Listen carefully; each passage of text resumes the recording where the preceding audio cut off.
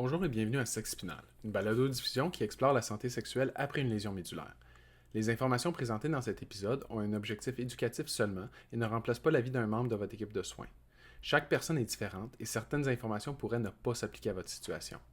Si vous avez des questions ou des inquiétudes concernant votre santé sexuelle, nous vous encourageons à en discuter avec votre médecin ou votre équipe de réadaptation.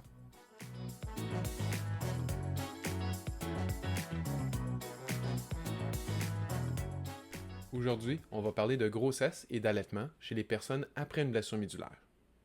Plusieurs personnes se demandent s'il est possible d'avoir une grossesse en santé après une blessure médulaire. Comment se passe l'accouchement, ou encore si l'allaitement est possible. La nouvelle, c'est que pour la plupart des femmes, une grossesse et un allaitement sont tout à fait possibles avec un bon accompagnement.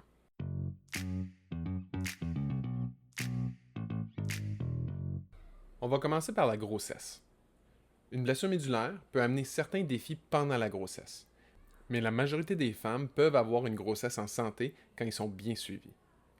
Certaines complications sont plus fréquentes, comme les infections urinaires, les problèmes liés à la spasticité ou même les plaies de pression.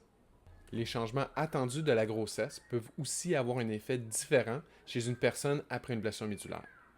Par exemple, certaines femmes peuvent remarquer plus de fatigue, des changements dans leur mobilité ou des défis liés à leur confort au quotidien.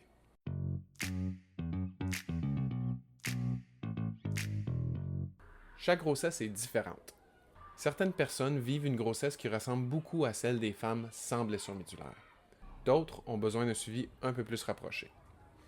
Le type de blessure, son niveau et la présence d'autres problèmes de santé peuvent influencer les besoins de chaque personne.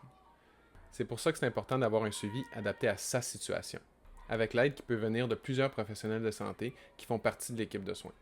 L'objectif, c'est de surveiller la santé de la mère et du bébé tout au long de la grossesse. Le suivi permet aussi de prévenir certaines complications et de répondre rapidement aux enjeux qu'on peut rencontrer.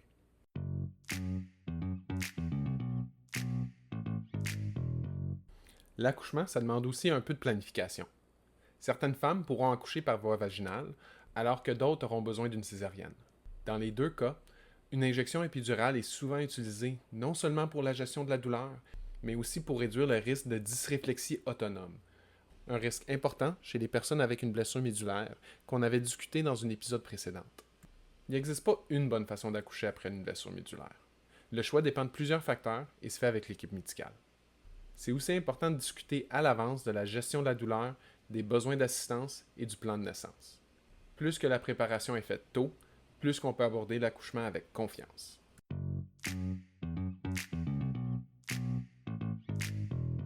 Après la naissance, certaines personnes peuvent avoir besoin d'un peu plus d'aide pendant la période de récupération.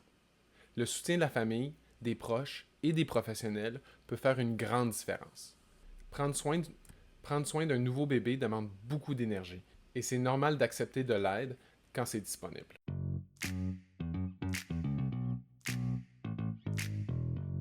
On va parler maintenant de l'allaitement.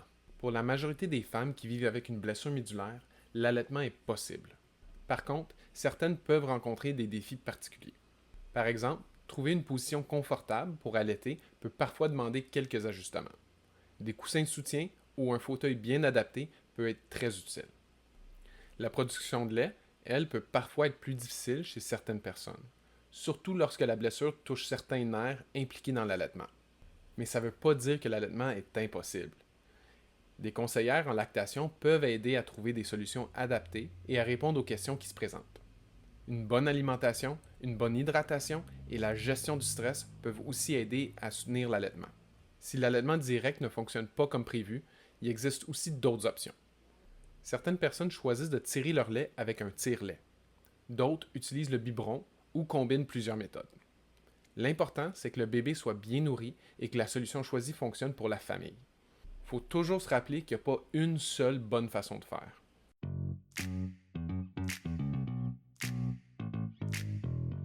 Avant de finir, retenez ceci.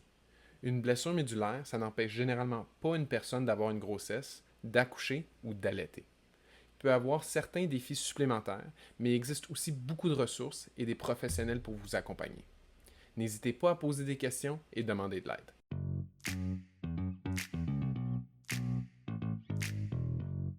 Merci d'avoir écouté.